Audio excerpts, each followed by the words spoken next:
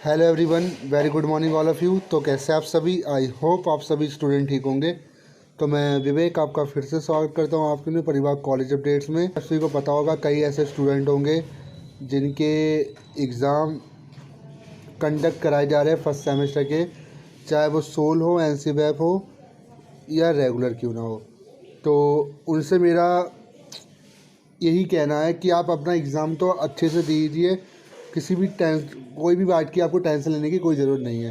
But इसी के बीच कई स्टूडेंट के मन में ये सवाल थे कि सर हमें बता दीजिए, क्या हमारी जो सीट है, आंसर सीट है, जैसे हमने लेट सबमिट करी है या ईमेल पे सबमिट करी है, हमने एविडेंस नहीं लगाया है, क्या हमारी जो सीट है वो रिजेक्ट हो जाएगी?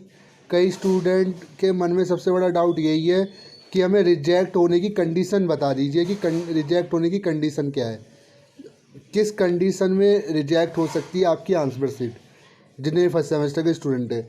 तो ये वीडियो इसीलिए बनाई है ताकि आपको कुछ कंडीशंस बता सकूं जिस कंडीशन में आपकी जो आंसर सीट है वो रिजेक्ट कर दी जाएगी सोल या ड्यू की तरफ से। ठीक है, तो आज की वीडियो काफ़ी इंपॉर्टेंट है और ऐसी इंपॉर्टेंट वीडियो हम आपके साथ शेयर करते हैं जिससे आपके जो भी डाउट है आप सारे क्लियर हो जाएंगे आज के बाद। ठीक है, पहला क्वेश्चन, जब आप आंसर सीट पोर्टल पर अपलोड करते हो तब कंडीशन क्या होती है आपकी रिजेक्ट होने की? देखिए, जब आप अपनी आंसर सीट पोर्टल पर अपलोड कर रहे हो तो जो आपकी आंसर सीट होती है, जो आप उसमें फ्रंट सीट पे जो डिटेल्स लिखते हो वो डिटेल्स बिल्कुल करेक्ट होनी चाहिए। करेक्ट का मतलब ये कि मान लीजिए आपने कोई कोड गलत डाल दिया या नेम गलत डाल दिया तो वो चल जाएगा, बट आप ऐसा मत करना कभी कि कोई भी डिटेल आपने सही नहीं डाली। एक दो डिटेल गलत होने पे कोई प्रॉब्लम नहीं आएगी, क्योंकि पोर्टल पर जो आपकी जानकारी है वो ऑलरेडी एसओएल के पास है कि आप किस सेमेस्टर के स्टूडेंट हो और आपका आज का क्या पेपर है, क्योंकि आप उस सेक्शन पे जाके अपनी पीडीएफ अपलोड कर रहे हो। खाली सीट मत बस अपलोड मत करना। खाली सीट समझ, तो मतलब उसमें कोई नेम ना हो और कोई डिटेल कम ना हो बस। ठीक है, तो फिर आपकी सीट रिजेक्ट नहीं होगी। दूसरा क्वेश्चन, पोर्टल पर जब आप सीट सबमिट करते हो तो क्या सर जो एक्स्ट्रा सबमिशन का जो टाइम मिलता है, मान लीजिए 6:30 बजे तक आपको, ये 6:30 बजे तक तो आपको 4 घंटे का टाइम मिला, फिर 1 घंटे का टाइम और एक्स्ट्रा दिया जाता है आपको पोर्टल पर सबमिशन करने का, 1 घंटे का एडिशनल। देखिए, एडिशनल टाइम का मतलब ये होता है कि मान लीजिए आपका कोई नेटवर्क प्रॉब्लम हुई तो इस एडिशनल टाइम पे भी आप अपनी आंसर सीट पोर्टल पर सबमिट कर सकते हो। ठीक है, मतलब 7:30 बजे तक भी आप कर सकते हो, बट 7:30 बजे के बाद वो पोर्टल का जो टाइम है वो ओवर हो जाता है, फिर आप अपनी जो आंसर सीट है वो आप सबमिट नहीं कर सकते, ये तो नियम है। ठीक है, फिर बारी आती है ईमेल की। ईमेल 7:30 से 8 बजे तक एक्टिव हो जाता है और उसके बाद आप ईमेल कर सकते हो, बट ईमेल के अंदर कंडीशन बहुत सारी है। जो भी स्टूडेंट ईमेल करते हैं, पहला रीज़न जो गाइडलाइन के अकॉर्डिंग बता रखा है कि आपको एविडेंस देना अगर आप ईमेल कर रहे हो। तो कई ऐसे स्टूडेंट हैं जिन्होंने एविडेंस नहीं दिया होगा, कोई बात नहीं, एविडेंस अगर आपने नहीं दिया है तो भी आपकी सीट कंसीडर हो जाएगी। बट ईमेल का सबसे बड़ा जो रट्टा आता है वो है आपका रिजल्ट लेट होना।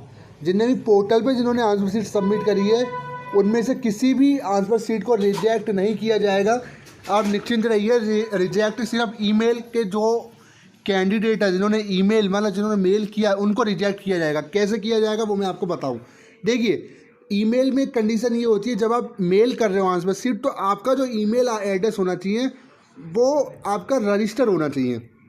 पिछले साल क्या हुआ था कि कई ऐसे अनऑफिशियल ईमेल से आंसर सीट भेजी गई थी और एक ही स्टूडेंट की 4 ईमेल से आंसर सीट, सेम ईमेल से आंसर सीट भेजी गई थी, मतलब आंसर सीट सेम थी पर ईमेल एड्रेस अलग अलग थे। तो इससे क्या हुआ, ड्यू को परेशानी ये हुई कि वो कंफर्म नहीं कर पाए कि इसमें से वेरीफाई स्टूडेंट कौन सा है। अब आप खुद बताइए, आपके पास अगर एक ही सब्जेक्ट की 4 आंसर सीट आएंगी और अलग अलग ईमेल से आएंगी, मान लीजिए कोई किसी से आ रही है कोई किसी से आ रही है, तो आप खुद कन्फ्यूज हो जाओगे। तो इसलिए ड्यू ने कहा है कि अब एक ही बार आपको मेल करना है।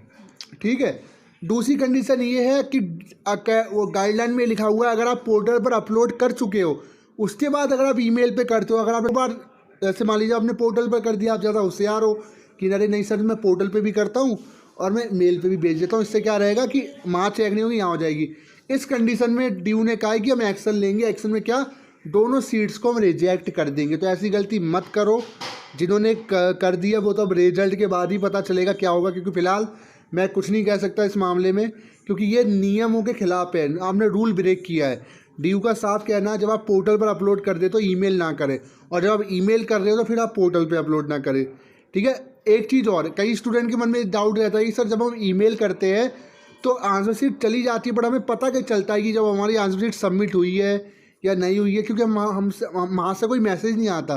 तो सोल ने ये कहा है कि जब आप मेल करते हो 7:30 से 8 बजे के बीच में, ये आपका इवनिंग टाइमिंग है। इवनिंग के जो बच्चे हैं उनकी टाइमिंग में बता रहा हूँ। तो आप 7:30 से 8 बजे के बीच में जब मेल करते हो तो आंसर शीट चली जाती है, क्योंकि वो जो मैसेज है वो वापस नहीं आता आपके पास। बट एक कोई कंफर्मेशन का मैसेज नहीं आता, क्योंकि सोल ने एक नोटिस निकाला था जिसमें ऑलरेडी बोल चुका है सोल कि जब आप मेल पे सबमिशन करोगे तो आपको कोई ईमेल एड्रेस प्राप्त नहीं होगा, बाय डिफ़ॉल्ट कुछ नहीं आएगा, क्योंकि मेल सारे अलग अलग बनाए गए हैं। बट जब आप पोर्टल पर अपलोड करोगे तो आपको एक मैसेज आ जाएगा ईमेल पे कि आपकी जो आंसर शीट है वो सबमिशन आप सक्सेसफुली हो चुकी है। तो मेल वाले निश्चिंत रहे, आपने अगर सेंड कर दी है तो वो आपको पता खुद चल जाएगा, क्योंकि आपके जीमेल से गया है और आपके पास कोई वापसी मैसेज नहीं आया रीट्राई करके। तो इसका मतलब वो जा चुका है। और अगर ब्लॉक्ड शो करता है आईडी, मतलब मान लीजिए ब्लॉग ईमेल कभी शो करता है, इसका मतलब ये है कि ईमेल का टाइम पूरा हो चुका है। मतलब कई स्टूडेंट कर रहे हैं 9 बजे तक आंसर शीट शेयर कर रहे हैं। तो मैं यही कहूँगा कि आपको 7:30 से 8 बजे के बीच में ही करना है। उसके बाद फिर ये ऑप्शन रहता है कि आप सोल जाओ, सोल जाकर भी वो एक ईमेल देते हैं, कहते हैं ईमेल पे ही आपको सेंड करना होगा। तो कुल मिला के पोर्टल का टाइमिंग के बाद तो फिर सारा प्रोसेस ईमेल का ही है। ठीक है। ईमेल का रिजल्ट लेट हो सकता है, रिजेक्ट का कोई सवाल नहीं है। रिजेक्ट सिर्फ 2 ही कंडीशन में होगा। पहला, अगर आपने चतुराई दिखाई, चतुराई कैसी, आपने पोर्टल पे भी अपलोड किया और ईमेल पे भी किया तो रिजेक्ट होने के चांस है। दूसरा, आपने कोई डिटेल मेंशन नहीं करी और ऐसी आंसर लिख के किसी और ईमेल एड्रेस से आपने भेज दिए तो रिजेक्ट हो जाएगी, क्योंकि वो आपकी पहचान नहीं कर पाएंगे। और अगर आपने पीडीएफ पे पासवर्ड लगाया हुआ है, अगर पीडीएफ पे पासवर्ड लगा हुआ उनको मिला, मान लीजिए पीडीएफ पे पासवर्ड लगा दिए, फिर वो आपकी पीडीएफ को ओपन नहीं कर पाएंगे, आपके आंसर कंसीडर नहीं हो पाएंगे। उस मामले में जो आपकी सीट है उसको रिजेक्ट कर दिया जाएगा। ये कुछ कंडीशंस हैं। इसके अलावा सारी कंडीशन फॉलो करें जो मैंने बताई है। पोर्टल पर करिए 7:30 बजे से पहले 6:30 बजे तक कर दीजिए, बहुत अच्छी चीज़ है। वरना फिर 8 बजे से पहले ईमेल आप कर सकते हो। ठीक है। और गलती मत कीजिए। ठीक है। 1-2 पेपर में कोई प्रॉब्लम आ जाएगी, भी दिक्कत आ जाएगी, सॉल्व तो वो भी हो जाएगी, उसका भी कई उपाय है, ऐसी बात नहीं है। पिछले साल भी स्टूडेंट को प्रॉब्लम हुई थी, उसका भी हमने उपाय बताया था, तो टेंशन लेने की जरूरत नहीं है। बट गलती मत करें। ऐसा नहीं कि आप अपनी तरफ से गलती क्यों कर रहे हो, कल को डीयू को मौका क्यों दे रहे हो बोलने का।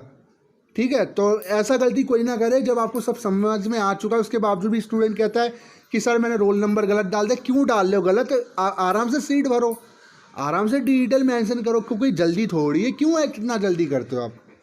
ऑनलाइन एग्ज़ाम है, घर में आप बैठो तब भी गलती कर रहे हो, समझ में नहीं आती बात। आराम से भर के आराम से ठंडे दिमाग से भेजो। पोर्टल पर नहीं जा रहा फिर ईमेल कर दो, सिंपल है। ठीक है। 8 बजे से पहले ईमेल काम करने लगता है। 7:30 बजे से 8 बजे के बीच में आधे घंटे के अंदर ही ईमेल पे आप चाहे आंसर शीट भेज सकते हो।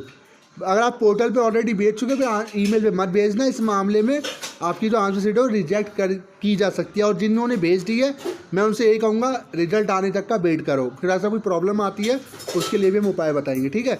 तो ये कुछ कंडीशंस मैंने बताई। वीडियो कैसी लगी, वीडियो को लाइक कर देना, चैनल को सब्सक्राइब कर देना, टेलीग्राम चैनल भी जरूर ज्वाइन कर लेना। Thank you so much.